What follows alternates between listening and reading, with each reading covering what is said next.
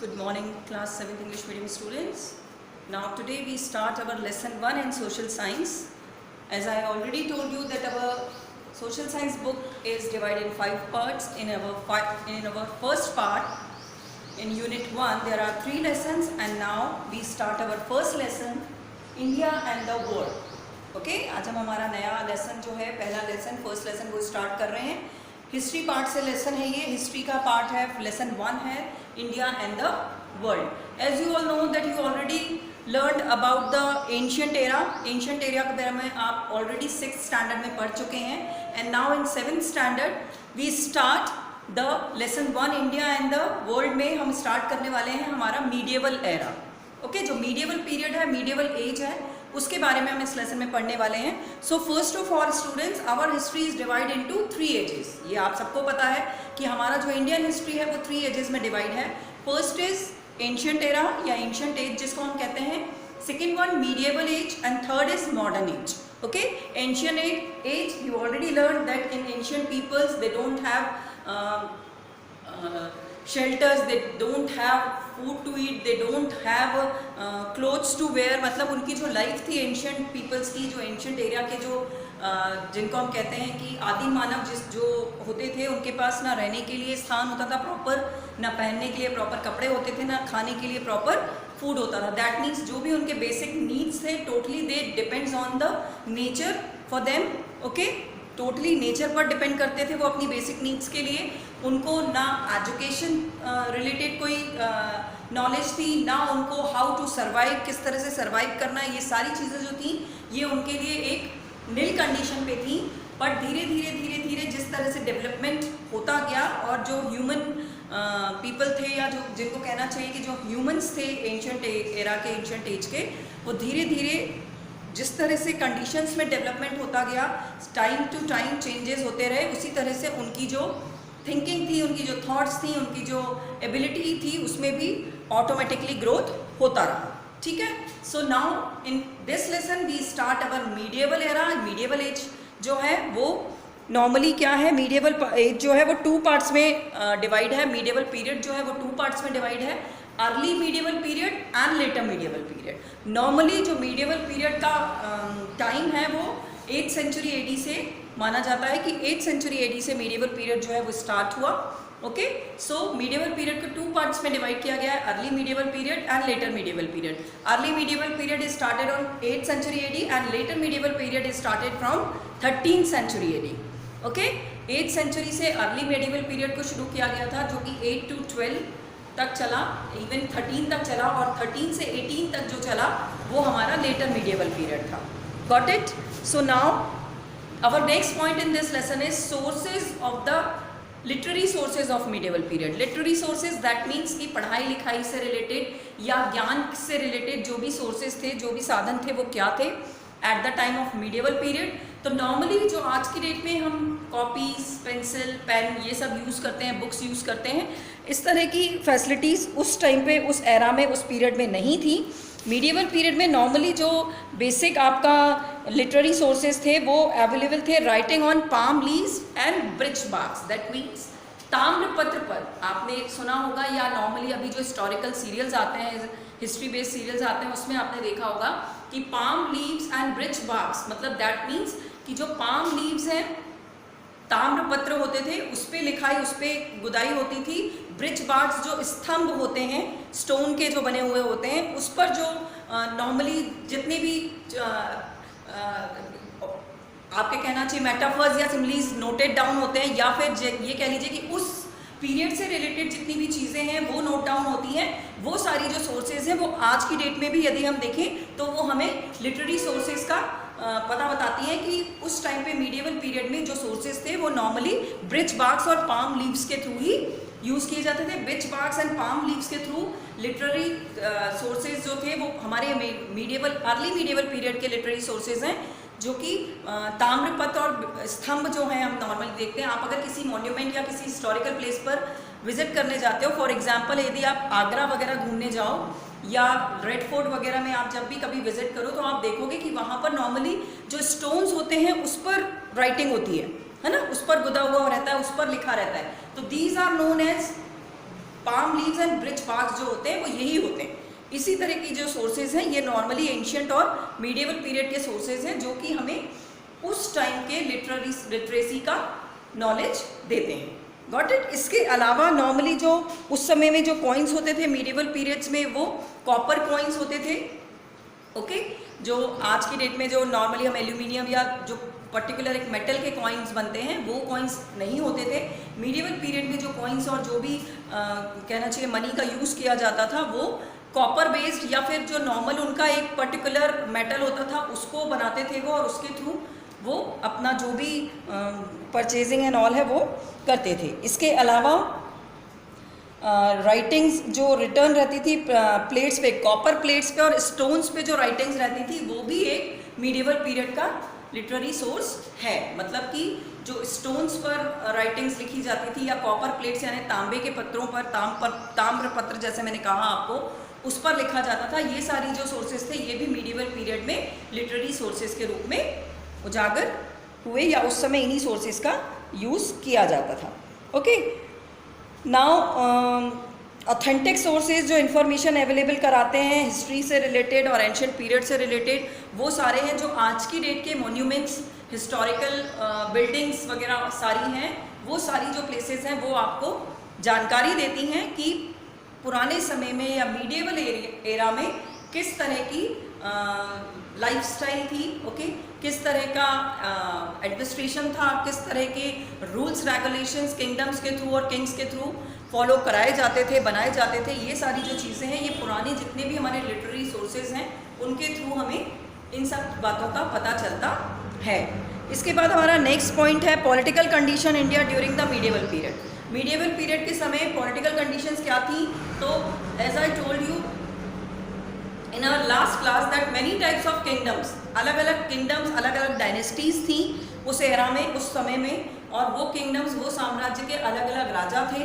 Medieval period में जो most famous kingdom और most famous dynasties the Chola dynasty, Chola dynasty थी जो कि चोला साम्राज्य जो था वो मोस्ट फेमस डायनेस्टी है मीडिएवल एरा की, मीडिएवल पीरियड की। आगे के लेसन्स में हम इसके बारे में और ज़्यादा डिस्क्रिप्शन में पढ़ेंगे, हम बहुत ज़्यादा डिटेल में पढ़ेंगे। बट जो भी पॉलिटिकल वर्क थे वो उस समय में जिस तरह से आज के सिनेरियो में पॉलिटिकल पार्टीज एंड ऑल का सीन है वो नहीं था उस टाइम पे। उस टाइम पे नॉर्मली जो किंगडम्स होते थे, जो किंग्स होते थे वो अपने अपने एरियाज़ में, जैसे नॉर्थन एरियाज़ के जो किंग्स थे वो अपने किंगडम को एक्सपेंशन के लिए, अपने किंगडम को बढ़ाने के लिए नॉर्मली आपस में कॉन्फ्लिक्ट्स होते रहते थे, उनके बीच में संघर्ष होते रहते थे। और इसी वजह से क्या होता था कि जो पर्टिकुलर सेम एरियाज़ के जो किंगडम्स थे, जो किंग्स थे, वो आपस में ही कॉन्फ्लिक्ट करके अपने एरियाज़ को एक्सपेंड करने के लिए क्या करते थे कि आपस में लड़ते थे, आपस में संघर्ष करते थे। और यही जो था उस समय में इस जो विनिंग किंगडम होता था, जो विनिंग डायनेस्टी होती थी, उसका ही साम्राज्य चलता था। इस तरह से जो पॉलिटिकल डिवीज़न था वो मीडिएवल एरिया में था। Normally historical based political division था, राजा की सेना थी, अलग अलग राजाओं के बीच में आपस में कॉन्फ्लिक्ट्स होते थे, जो विन करता था उसका वो एरिया हो जाता था और वो उस एरिया पे अपना एक्सपेंशन करता था। Got it. तो ये पॉलिटिकल कंडीशंस थी मीडिएवल पीरियड में। इसके बाद यहाँ पर नॉर्मली जो अदर फीचर है मीडिएवल पीरियड का, दैट वो है यूरोप में फेड्यूलिज्म का अराइज होना। फेड्यूलिज्म दैट मीन्स पर्टिकुलर एक एरिया के या ये कह लीजिए पर्टिकुलर एक सेक्टर के लोगों को एज अ लेबर ट्रीट किया जाता था, एज अ सर्व ट्रीट किया जाता था, जो हेरिडिटरी लेबर होते थे। दैट मीन्स कि जिनके पूर्वज भी वही काम करते थे, मजदूरी का काम करते थे, और उन्हीं से रिलेटेड उन्हीं के जो आने वाले वंश थे वो भी सेम वर्क को करते थे। और इस तरह से हेरिडिटरी लेबर जिनको कि सर्व कहा जाता था, इनकी एक कैटेगरी होती थी। और इनकी जो कैटेगरी या इनका जो एक ग्रुप होता था, उस ग्रुप पर रूल करने के लिए, ठीक है ना, उस ग्रुप पर रूल करने के लिए एक हायर पर्सन को या एक हायर पोस्ट के पर्सन को अपॉइंट किया जाता था। और वो जो पर्सन था, वो जो व्यक्ति था, वो अपने अंतर्गत और अपने अंतर्गत कुछ लोगों को रखता था अपने फेवर में। और उसके थ्रू, जैसे फॉर एग्जांपल एक राजा अपना दरबार बनाता है, अपनी डायनेस्टी में एक राजा होता है, उसका मंत्री होता है, फिर सेना होती है। सेम एज वो जो एक हायर पोस्ट का व्यक्ति होता था उसके सबऑर्डिनेट्स होते थे। और ये सबऑर्डिनेट्स जो होते थे नॉर्मली ये जो सर्व या जो हेरिडिटरी लेबर्स हैं इनके ऊपर जोर चलाते थे, इनसे टैक्स वगैरह सारा वो अर्न करते थे, उनको नॉर्मली दबा कर रखते थे, उनको एक्सप्लॉइट करते थे। ओके, और ये जो कंडीशंस थी ये नॉर्मली जो रूलर्स थे यूरोपियन टाइम पे, जो यूरोप से स्टार्ट हुआ था 5th सेंचुरी एडी में, ये सारे जो लेबर्स थे ये उसी एरा से आए थे, और इन लेबर्स को डोमिनेट करने के लिए, एक्सप्लॉइट करने के लिए जो एक ग्रुप बनाया गया था वो फेड्युलर ग्रुप कहलाता था। और इस ग्रुप के अंतर्गत जितने भी लोग कार्य करते थे, जितने भी लोग वर्क करते थे, वो सारी प्रोसेस जो थी उसको हम फेडरलिज्म के रूप में जानते हैं। Okay, now next, rise of Arabs का राइज होना। अरब्स कब राइज हुए हमारे इंडिया में, किस तरह से राइजन हुआ अरब्स का? तो नॉर्मली जो अरब ट्राइब्स थी वो एक पॉलिटिकल पावर के रूप में आगे आई थी, और इसका नॉर्मल जो डिवाइडेशन था वो इसलिए था क्योंकि ये जो थे 7th सेंचुरी एडी में अरब्स जो थे इनके बीच में आपस में किंगडम्स में, अरब्स किंग्स के बीच में कॉन्फ्लिक्ट्स हुए। कॉन्फ्लिक्ट्स होने के बाद जो किंगडम्स थे उन्होंने अपने अपने एरिया को एक्सपेंड किया, अपने अपने एरिया को बढ़ाया, और इस तरह से बहुत सारी जो अरब कंट्रीज़ थी वो सामने आई, जिसमें कि मेन थी टर्की, इराक, पर्शिया, इजिप्ट, ये जो थी Jordan. These are the main countries which are risen up about the conflicts between the Arab kings. Okay, उसके बाद नेक्स्ट है आपका कि जो टेरिटरी एक्सपेंड हुई थी अरब्स की वो due to northern western part of India हुई थी, है ना। नॉर्मली जो अरब कंट्रीज़ थी और अरब टेरिटरीज थी in the 7th century AD, India के टाइम पे 7th सेंचुरी एडी में वो नॉर्थन ईस्टर्न इंडिया में अपना एरिया उन्होंने एक्सपेंड किया था। ओके, नाउ जो अरब्स थे वो एक्सपर्ट ट्रेवलर्स थे, दैट मीन्स कि they travel from one country to other country and they do trade और business from the other countries. That means कि यदि वो इंडिया में आते थे तो इंडिया के लोगों से बिजनेस करते थे, सेम एज अगर वो किसी और कंट्री में जाते थे तो वहाँ पर एज अ ट्रेडिंग अपना बिजनेस जो है वो वहाँ पे ट्रेडिंग के थ्रू और ट्रांसपोर्ट के थ्रू अपना बिजनेस करते थे, और इस बिजनेस से जो भी वो मनी गेट होती थी, उनको जो भी मनी मिलती थी उस मनी को वो अपने एक्सपेंशन में, अपने डेवलपमेंट में यूज़ करते थे। ओके, नाउ अरब्स का जब राइज हुआ तभी इस्लाम, प्रॉफिट मोहम्मद ने इस्लाम का धर्म का मतलब कहना चाहिए स्थापना की। इस्लाम धर्म जो है, जो हमारे यहाँ का मेन धर्म है मुस्लिम धर्म, उसकी स्थापना भी अरब जब हमारे यहाँ राइज हुए in 7th century AD, at that time ही प्रॉफिट मोहम्मद ने इस्लाम धर्म की स्थापना हमारी इंडिया में की थी। इसके अलावा